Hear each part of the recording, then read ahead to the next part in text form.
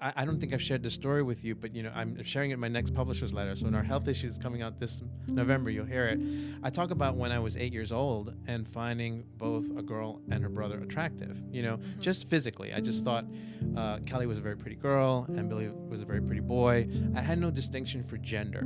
I just thought that, and I was taught to make a distinction by the behavior of other boys. You have to not show that. You can't show attraction, you can't show affection, all that. So you learn to close that off. So when those are saying that the gay agenda is to make kids gay, that's so far off the mark. Gay kids need to know that they can be who they are. Welcome to the Locala podcast. I'm Lisa Anderson, your host and publisher of Locala magazine. And today, before I introduce you to the person on our couch, I would like to go ahead and thank our sponsor, which is Your Place Mortgage and Title. You can visit them at www.yourplaceocala.com to learn more about their services.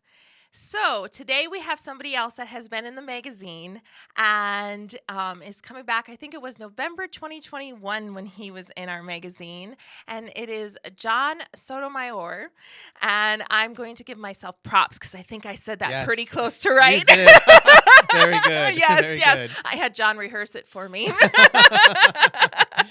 So how are you doing, John? I'm doing great. Oh my goodness. Good. Thank you for having me on your show today. Yeah, so welcome back excited. to Locala and all that stuff. I'm excited to hear where you're at. Yes. So, John, you are the publisher of Embrace magazine. That's correct. Yes. And it's actually Embrace Media is the whole of your company. Is that correct? Well, it's an extension of the magazine. Okay. So all of it is under the parent name, Sotomayor Media Creations, but Embrace Magazine is an extension. I'm sorry, Embrace Media is an extension of Embrace Magazine to include Embrace On Air and Embrace TV. Okay, all right. Yeah, so you've definitely expanded because you were just starting those projects when we talked last time. That's right. So can you tell us where you're at from that fall interview of 2021 to where you're at now? Sure. It was the October 2021 issue. October, so okay. It's like a year anniversary, kind of. And gosh, it started with the Florida Magazine Association Charlie Awards a few months before that. Embrace Magazine was our first year entering, and we had gotten Best New Magazine, Best Overall Magazine, and Magazine of the Year all under our first year, the inaugural year. That was incredible. It was phenomenal. And even everyone in the association had given me a standing ovation because they knew what significant that was. And it was pretty amazing. I had no idea at the time how that was going to launch everything else after. We've got the attention of the Poynter Institute, which did a review on us. We have been profiled by different media sources. So it's kind of interesting being on the flip side of that, on the interview like we're at today.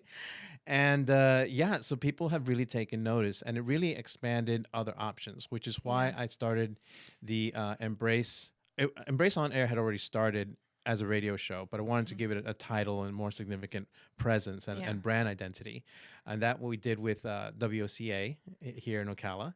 So grateful to them for continuing the show. And then we added the Embrace TV, which was basically on location coverage. We've covered things like the World Equestrian Center events, and I had an opportunity to go to Key West, so covered some events down there. So it's pretty awesome. Oh, that is really cool. So you have already been through the Charlie Awards for another round since we talked. So how did you do that time? Amazing again. We've gotten 3 Charlie Awards this time, but what I really was shooting for and got was Best Overall Digital Innovator. We had gotten the silver the year before in the inaugural year of the adding that category, and now we've gotten the Charlie, which is the first place, the gold. Fantastic. And so they took note of our inclusion of video embedding in our digital editions of the magazine, which is something that's out there, but not many people have utilized it yet. Issue.com had started it last year, which is what gave us the opportunity to add it.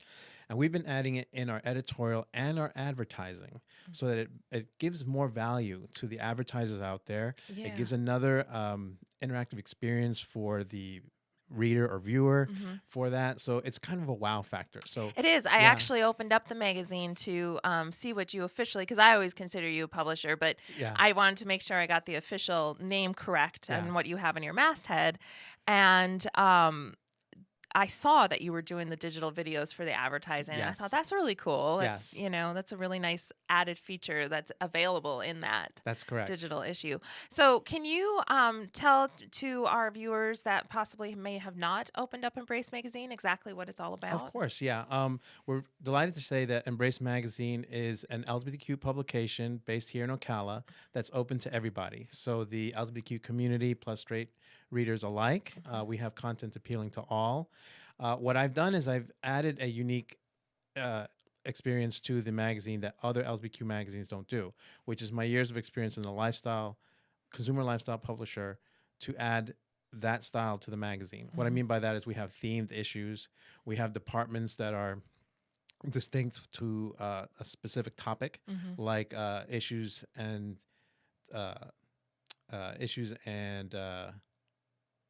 social. We have politics. We have international. So, there's something specific in every issue that the audience can go back to. And so that is kind of the draw that other LGBTQ magazines haven't really utilized yet. And we'll say yet because I think they will. I think they'll follow. Yeah, where one leads, others will follow. That's right. For sure. Yes. Well, that's really cool. And it is considered a national magazine. It is now, yes. Yes. Because of our contributors, we're not just statewide anymore, but we have contributors from coast to coast. Our advertisers reach coast to coast. Our audience is definitely international, really. Yeah. And we've reached those numbers. So, when it comes to the digital magazine, it just floors me every time. I keep track of it. I'm sure you do too. Yeah, with yours. To see those numbers climbing, and it's just so exciting to see. Yeah, that. It is pretty exciting, isn't it? It's that little thrill of endorphin or whatever that you get on social media and all that kind of stuff. Yeah. Well, I mean, it's this very well. It's our baby, and absolutely. you're helping to nurture and grow it, and so to see that it's actually working, is phenomenal. And you did it in such a short amount of time, and it is a quarterly magazine. Yeah, it is. Yeah. We've been publishing 3 times a year because we did launch during the pandemic, right? Which presented a whole new set of obstacles. Yes. But we were very fortunate to get those 3 issues out a year. And again, it's gotten the attention of everybody. Contributors from California has been coming in, Europe now. So the expansion is definitely going to be there. In fact, this is a little premature to say, but I'm going to say it anyway. We're in negotiations with a media group in South Florida that will partner with us. Oh, fantastic. So the good thing is that they'll take over the advertising, circulation, distribution, basically the overall operations while I'm key and the creative. And this is going to give us an opportunity to expand even more. Oh, absolutely. Yeah, that's fantastic. Yeah, because the demand is there, and it's hard for me as a local business guy to keep up with that worldwide and even international demand. Yeah. This media group has been around for 30 plus years and have multiple high-end luxury magazines under the umbrella, has the ability to do that. So we're very excited. Fantastic. Well, I hope everything goes smoothly. Thank you. Yeah. So, John, tell me about the process that it took, because you actually thought about doing this for about a year before you actually launched. That's right. Yeah. So tell me a little bit about that process for yourself. Sure. I had the idea before Stonewall's 50th anniversary, which was on June 28th, 2019. Having come off from another brand that I started and had some success with that, I thought, let me go into my real wheelhouse, which is the LGBTQ community, and try to make a difference there, Yeah. And so on the anniversary, June 28th, 2019, I made the formal announcement and kind of put out feelers out there, did the market research throughout the country, got a whole bunch of ideas from people who helped contribute the direction of how it would go and how to market this. And so it was a year in planning to get this done. I did want to launch it January 2020. But the world had other ideas, That's I guess. Right, that did. So, come March, I had to regroup and how am I going to do this? And I had all the advertisers in there already, but they were all pulling out in terms of, other things. So I said, well, let me continue it forward anyway to have an impact for the community, have these businesses who are allies or LGBTQ business owners be a part of this to showcase it to the world. And unfortunately, it did work out that way. Yeah. Mm-hmm. So, okay. Well, do you mind, you have kind of a unique coming out story. Do you mind sharing some of that with us? Sure. Gosh, I got to go way back. I know. I make everybody think way back on here. Yeah. I was in law school at the time. I was a law student in Washington, D.C., Howard University School of Law. And I was not out back then. It's early 1990s. I always say pre-Ellen, Yes. That kind of changed everything, like 1997, that kind of time period. Yeah. So this was back in 1992. And, unfortunately, I had some roommates at the time who used this to their advantage. They wanted to basically get some money out of me, and they threatened to expose me unless I complied. Well, I'm not going to give in to those kind of demands. Yeah. So things played out as they did, and I showed my strength. But at the same time, it was also very difficult for me. Absolutely. It did affect my grade point average because it was a distraction. I was on scholarship, and so things started to kind of like domino effect from there. That led me to take some time off, which I went back to New York City, where I'm from, and regroup. And then I went back to DC the next year, and this really shocked me. I don't think I shared this with you entirely, but I had friends who were the year below me. So they were 1Ls while I was a 2L. Okay. I was now coming back and joining their class as a 2L. Many of those people who I knew were no longer talking to me. They were kind of avoiding me. And I was like, well, what's going on here? There's definitely something more than, just time had passed. Well, someone who was close to me let me know that basically rumor went around that I had to be institutionalized in New York, like some kind of a nervous breakdown. Oh. Yeah, and that was not true. But, Yeah. you can't fight perception sometimes. So I had to deal with that on top of everything else, And so long story short, I kind of developed a drinking problem from all of this, and it was already looming in the beginning. That's one of the reasons why I want to have a publication like this, to show LGBTQ people who are still struggling. Yeah. Because even this day and age, whether they're in an urban setting where it's very accepted or in the rural areas, where it's not, they're going to struggle today, very religious households, very politicized communities. They're just going to have their own obstacles they have to face. So my point in sharing my story and my magazine is to show them that they don't have to do something that's going to hurt themselves in the process. Yeah. And so it's been a long journey, but, I would say overall positive one, so yeah. Absolutely. Well, that's so cool. Yeah. So where do you hail from? Because I know it's not Florida. New York City. New I York was City, born, okay. born and raised in Manhattan. Okay. Well, born in Manhattan, raised in Queens. Okay. Let's get it right. Yeah. Otherwise, you'll have family members shaking their fingers at you, right? That's not right. That's not right. Mr. Editor. Yeah. Didn't edit yourself, did you? That's why we hire that out, right? That's right. So how did you make your way down to Florida? What was the deciding factor on that? I moved down in 2005. I was transitioning out of the legal field. After law school, I had still worked in the industry as a litigation paralegal, doing quite well. I reached supervisor level, but really, honestly, and anybody who worked in paralegal before will understand this, you really have nowhere to go from there, career-wise. I always loved writing, so I had the opportunity to work for a company that's Texas-based, but I was in New York covering entertainment reporting. And so I did that on the side while I was a paralegal, and I loved the writing experience. I can honestly tell you, there was lawyers that I worked with that never knew my name. They'd call me like Jim or Joe or whatever. Oh, jeez. Yeah. But there were people online who knew me as NYC John. That was like my handle, how everybody knew. And I was considered an expert in the type of entertainment reporting I was handling. Okay. And that kind of like gave me, inspiration. To follow through with this. It would have meant a tremendous pay cut. But I was following what I love to do. Yeah. And I saw the impact I was having. And so was the owner of the site in Texas. He said, you are getting consistent numbers where other people are not. You keep rising. He brought me on as their editor. So I was doing that for a while, basically managing all the writers coast to coast and handling the big companies, NBC, CBS, NBC. And it was there. But finances was still a struggle for me. I had massive debt to repay with the law school experience. Yeah. My parents are moving here to Florida. So I looked at that as an opportunity to help them with their transition to Florida and also try to find something on either Tampa's market or Miami's. Well, being here in 2005, everybody remembers the hurricanes in 2004, 3 back to back. It really affected everything, including zoning. So what was supposed to be 6 months turned into a year and a half. Wow. And I said, I'm going to be in Ocala for a while. Yeah. Let me look around and see what they have. And I was really impressed with Locala Magazine, Locala Style, 2 still powerhouses today. And I basically applied as a freelance writer with both of them, and Locala Magazine took me on. So that kind of segued my way into Locala to build on it. Yeah. I attribute 3 things here that led to my success. Number one, being in the publishing field, because you get to know everybody, as you know. Yes. And people come to you sometimes with great ideas, Yes. super ideas. And then the second was membership with what they now call the CEP. Back then it was the Ocala Marion County Chamber of Commerce. Now it's the Ocala Metro Chamber and Economic Partnership. Having a membership with that also expanded my ability to network with everybody else. And then third was social media. Yeah, that kind of took off in 2008, Yeah. right around when this is a recession going on here. Yep.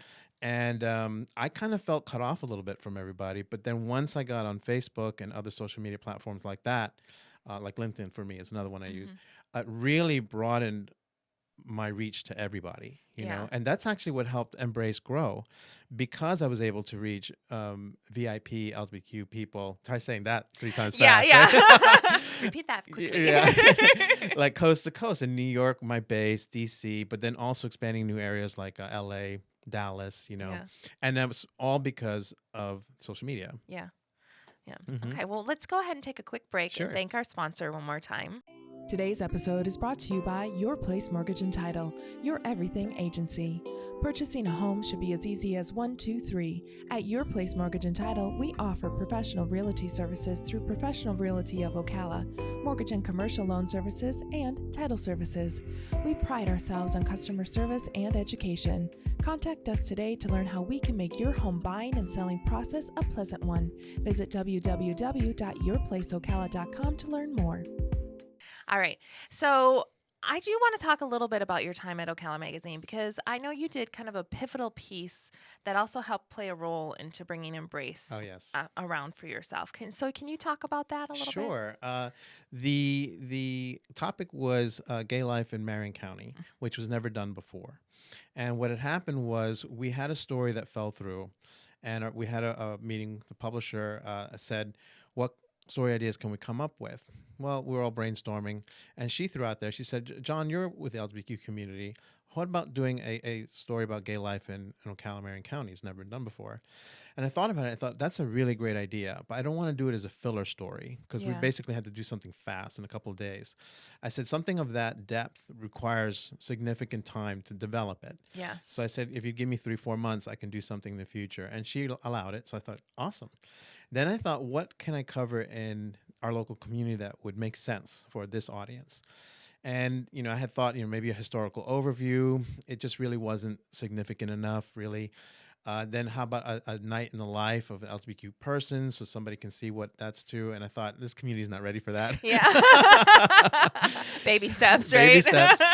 So then I thought, what is Ocala Marion County really all about? And to me, it's all about faith and families. Yeah. So that's the route we took, and it took a while for me to find people who would share those stories. By the way, there was a lot of great stories to share, but they weren't ready to open up yet. Yeah. But what we had 2 women who were African American lesbian, who helped raise or take in kids who were from troubled families, from all races, creeds, and everything else. And they were loved, they were cherished, and there was no backlash from the parents. They were willing to have it because they knew the good that would bring to the children. Yeah. And these are all children of their children. Like, that's how it happened. They'd have all these socials at their house, and they noticed 1 or 2 of the kids still staying at the house while everybody else went home. Okay. They realized something was amiss there. Yeah. So that's how that happened. They were very active with their church, which is an open church, so it allowed them. They were part of the choir. Oh, fun. So yeah, they were the musicians and the singers and stuff. And so that was a great story to portray. Another was on 2 men and 2 women who formed a family together, lesbian and straight and gay, and they were all in the medical community. So the 2 men were doctors, the 2 women were nurses, and they united and with the plan to have biological children together. Oh, wow. They did that kind of swirl thing they talk about, where you don't know who's the parent or whatever. Okay. But they raised the kids as all their own. I love the story of, I forget the daughter's name, but she, as an infant, will call the parents Mommy Blue and Mommy Brown, and Daddy Blue and Daddy Brown because of the eye color. Oh, that's great. And she developed that distinction all her own, so everybody thought that, wow, what a bright girl she was. And so that's how I opened up the story, that really cool piece that people can smile about and say, oh, that's so, so it draws them in slowly, warmly, and then they accept the story. And wouldn't you know, we didn't get a single backlash for that story. That's amazing. Yeah, we kind of expected maybe nothing. All positive feedback. People from our profession applauding us for taking the courage to do the story. People in the community saying, so good that you're helping out this marginalized community step forward. Congratulations. So that kind of inspired me. Yeah. I said, I was the executive editor at the time. I said, one day, if I ever have my own magazine by myself, that's what I want to do. Yeah. And so that's what kind of was the spawn of that. it. Yeah. So how many years between that and Embrace? Sure. That was 2012, and Embrace I started 2019. So it took 7 years for me to finally get to that place. Yeah. A year in development, so 8, and now it would be like 10 years since that started. Yeah. Gosh, how did time flies? I know, right? It? It's amazing. It's crazy. Just go every day to time full force. Yeah. Yeah. So what are you planning on doing personally in the upcoming year, and what is your magazine planning on doing? Okay, well, like I said, this has been a phenomenal year. There's been a lot of opportunity. Two of the things that happened for me, both personally and professionally, was being elected into board positions, key board positions that I just thought would never probably happen for somebody like me. Yeah. One was with the Florida Magazine Association, which is the host of the Charlies. Yes. They were established in 1953 and had their first Charlies in 1957 or 58. And we were the first LGBTQ member publication and the first award recipient. And now first board member, openly gay. I don't know if they had one before, but he wasn't open. So. Yeah. So that's just opened all these doors, to be with the VIP of Florida Publishing. That's pretty amazing. That's amazing. Yeah. I didn't realize you had done that. I must have missed that post. Oh, I don't know. You're busy too. Yeah. But even bigger, the national, I'm going to get the acronym messed up, National Lesbian and Gay Journalism Association, the NLGJA, Association of LGBTQ Journalists, elected me on their board. Oh, fantastic. That's a national board position. Oh, my goodness, John. That's amazing. They're having their next meeting in D.C. next month, with their annual dinner. Can't wait. The award ceremony and the conference was in Chicago in August, and I went for that. Which, by the way, Embrace won Excellence in Photojournalism. Oh, thanks to cool. Magnus Hastings, my phenomenal photographer in West Hollywood, California. He's one of the world-renowned drag photographers. Oh, and it shows, if everybody takes a look at the spread, you'll see it. He's a phenomenal guy. So we won that award. That put us on the national stage. This year, only 35 awards were given. No second or thirds, just first place. That's it. Wow. And we're the only one in Florida. Wow. And all the other media outlets were huge. Like, to give you an example, NBC, CBS, BBC, New York Times, LA Times, and then us. Wow. Wow. So, what was it like for you standing among the giants? I mean, you were raised around that a little bit, right? In New York, you got to see all of that. But what was it like to actually be a part of it? Part of you just normally just goes with the tide and just swims right along with the side of them. Yeah. I had a great time. I met a lot of journalists who are anchors on TV and took photos with them and just entering. But another part of me is like a kid again, just wowed, but like, oh my God, a little like, fanboying a little bit going on there. But it was just incredible to be there.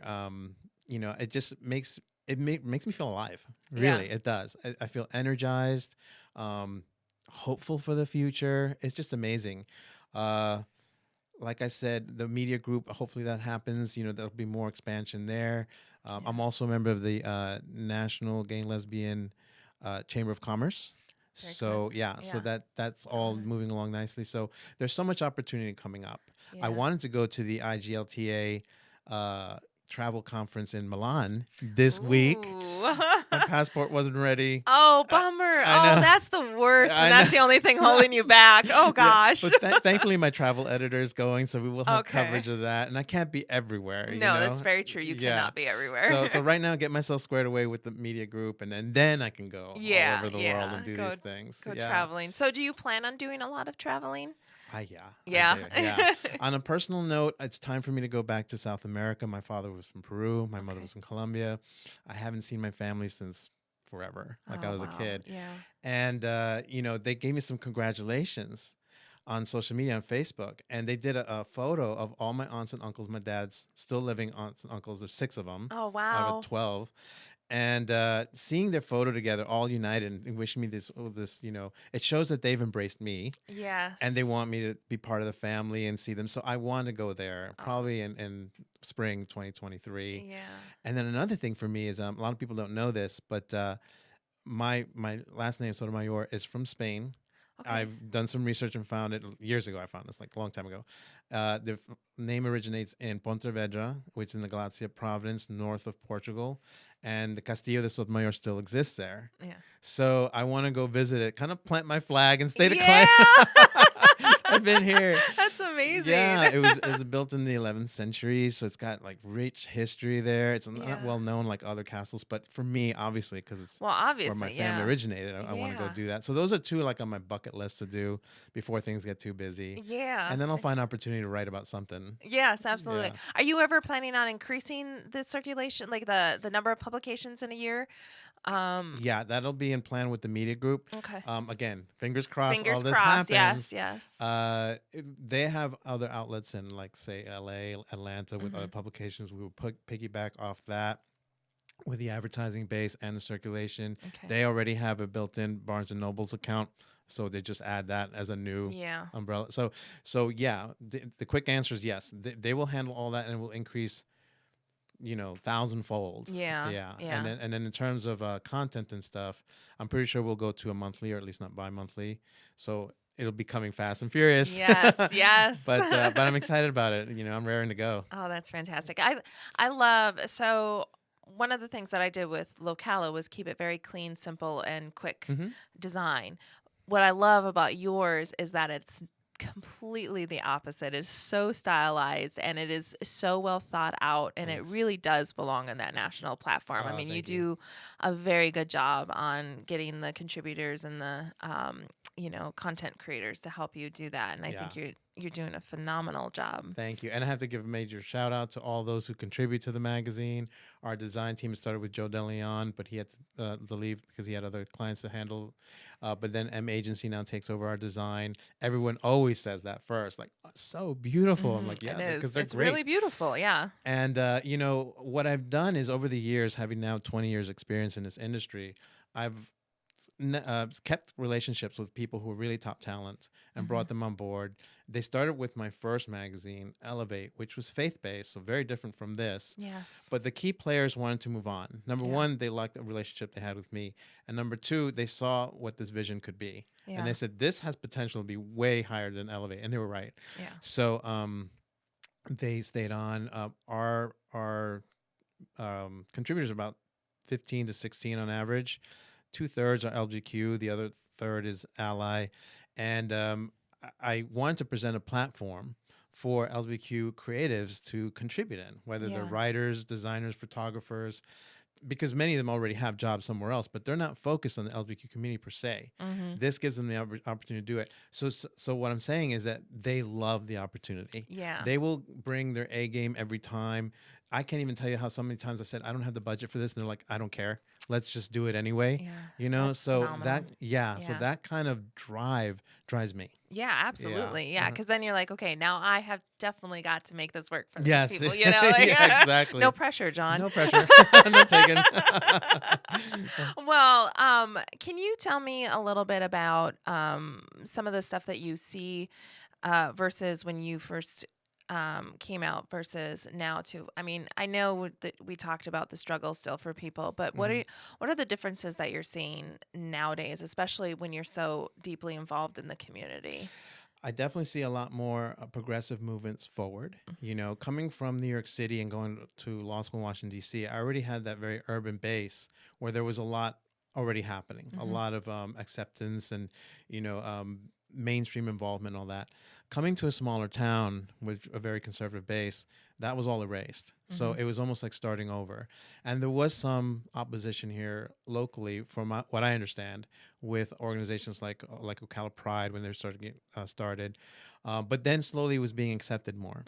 I saw it even more acceptance in the last few years when publications like Embrace stepped forward, and made it more visible Yeah. to everybody. That gave other people the courage to step forward too. Other business owners started stepping forward.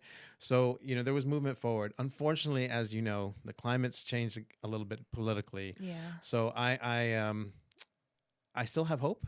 Yeah. But I know that, it's like 2 steps forward, 1 step back now kind of a thing. Yeah. So we're hoping that things will change again, and I hope so. Move forward. Yeah. Yeah. And, you talked about your faith-based magazine. Now, didn't you also get offered to be a part of a faith-based organization as Embrace? Wasn't that? That's right. Yeah. Yes. Thank you for remembering that. It's called the Associated Church Press. They it's been established in 1916, so really old. Yeah. They're all over North America, so the United States and Canada. I believe some of the Central America countries too, but that's primarily their base. And we were the first LGBTQ publication invited to be members. Yeah. So having already set a foothold in there with them, Elevate. Yeah. I talked to the executive director. I said, I'm kind of changing gears. He goes, yeah, I noticed that. I'm very excited for you. I said, yeah, but, Embrace, we have a spiritual department, and then eventually we added a religious department. I go, geez, would that be enough to be a member with the organization? He goes, John, you were to our conference in Chicago this past year, and you saw that there was a lot of religious publications who want to be more LGBTQ inclusive. Yeah. Yours would be the LGBTQ publication that's religious inclusive. Yes. So that's like the next step, next level stuff that we want to see. So yeah, you're invited, So that kind of charged me up. I'm like, okay, great. So I did the launch, I did campaign, I did promotion. And then they so much embraced us because we had won some national awards immediately out of the gate with them. Yeah. That gave us more exposure. They invited me to be a panelist on a discussion. Fantastic. Yeah. It was on innovative things at work. And I was talking about some collaborations that we had that inspired them to come forward. I had a short collaboration with what's called Religion Unplugged, I believe is the name of theirs. They're Canada-based, Broadview stuff, so really major faith-based publications. Yeah. So it felt good. And we're still a member. Yeah. So, that's fantastic. So, yeah. So nice synergy happening. Absolutely. There. Absolutely. Yeah. So hopefully that continues. Yes. Well, I can't believe it, but our half an hour is already really? up. Oh, my know. goodness. It went by so fast. It did. does, doesn't it? Yeah. So I do have one more question Sure. for you. And is there anything else that you would like to address that I did not ask you? Only that, I'm sure your listeners know what the political climate is locally here. Let's be more accepting. Voting is very critical in this next election, so that we can have acceptance for all. Yeah. I don't think I've shared this story with you, but I'm sharing it in my next publisher's letter. So in our health issues coming out this November, you'll hear it. I talk about when I was 8 years old and finding both a girl and her brother attractive, just physically. I just thought Kelly was a very pretty girl and Billy was a very pretty boy. I had no distinction for gender. I just thought that. And I was taught to make a distinction by the behavior of other boys. You have to not show that. You can't show attraction. You can't show affection, all that. So you learn to close that off. So when those are saying that the gay agenda is to make kids gay, that's so far off the mark. Gay kids need to know that they can be who they are from an early age. That's what it's all about, to bring that comfort level to them, because otherwise they end up hurting themselves. The high percentages of substance abuse, runaways, suicides, it's astronomical with the LGBTQ community. That needs to change. So understanding is really the key. Read our magazine, read other magazines, and join committees, find out what Locala Pride is all about. Find out what these other organizations are all about.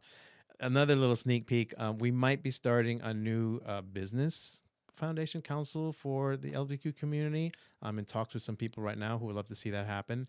So hopefully it will. And these are the kind of platforms that people can join to learn more and be more inclusive. Yeah, fantastic. Well, thank you so much. And since you're giving a little sneak peeks, part of what brought us back together to have you come back on was me reaching out, because we're going to be doing a little bit of featuring for the community in February. Oh, great. And so you helped me direct me to where I needed to go to talk to the community and everything, which I'm very grateful for. Yes. So thank you so much for that. And thank you so much for joining us here. My pleasure. Thank you for having me. It was wonderful to sit and chit chat with you. Yes. So thank you, everybody else, for joining us on Locala Magazine. our Locala podcast.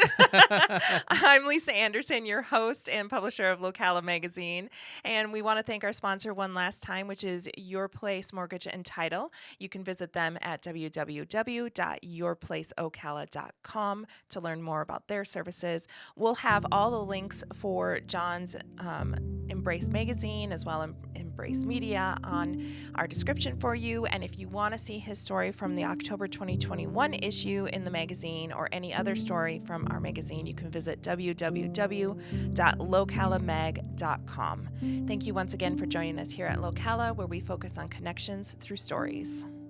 Hey, we hope you enjoyed today's podcast video. Don't forget to subscribe and hit that notification bell. And while you're here, why don't you go ahead and check out some of these cool videos?